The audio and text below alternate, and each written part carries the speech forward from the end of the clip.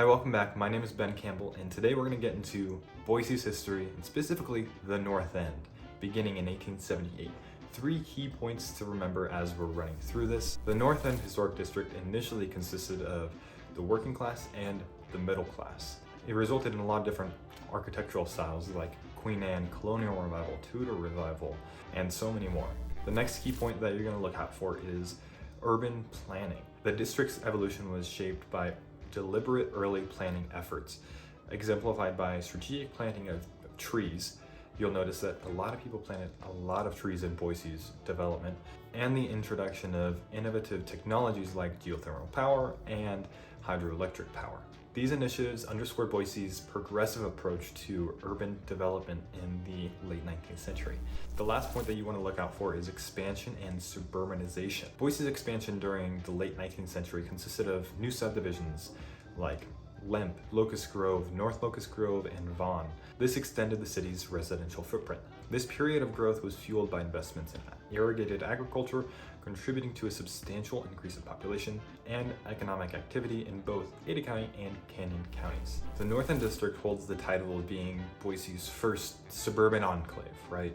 Its start came in 1878 when the first neighborhood was decided, spanning between 9th Street and 13th Street from Fort Street and Rescue Street. An intrinsic feature of the North End was alleys that ran through most blocks, and eventually a really defining feature was the trolley system. The North End was primarily a haven for the working class and the middle class, which can be seen in a lot of the modest residences, but there are obviously exceptions.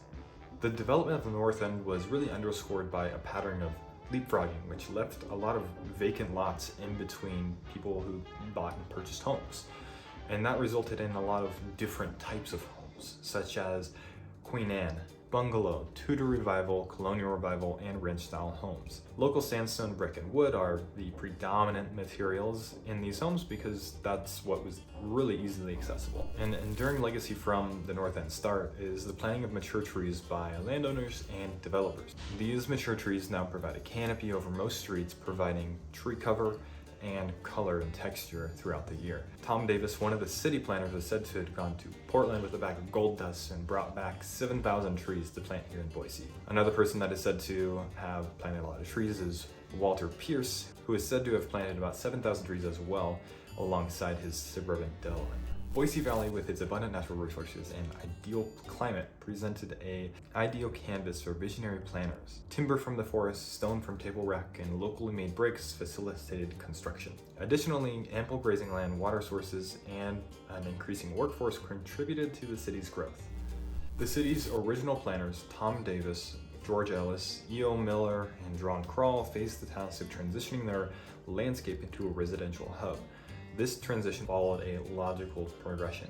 North of the Boise Original Town Site, or BCOT, the platting of Arnold's Addition in 1878 marked a pivotal movement, aligning street orientations with cardinal directions.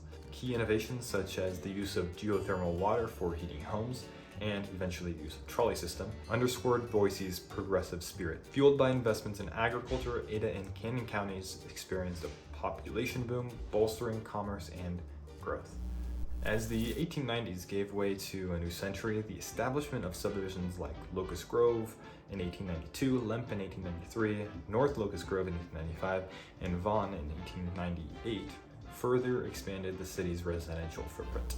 The Boise grid was easy enough to continue while population was steady, but when the city faced rapid growth, it became more difficult to keep the grid the same. We'll get into that in the next part of this series. We ended off just at 1900, and we'll pick it up back there in the next video. If this video was of any use to you at all, give it a like, share it with someone that you know, and I will see you tomorrow in the next video.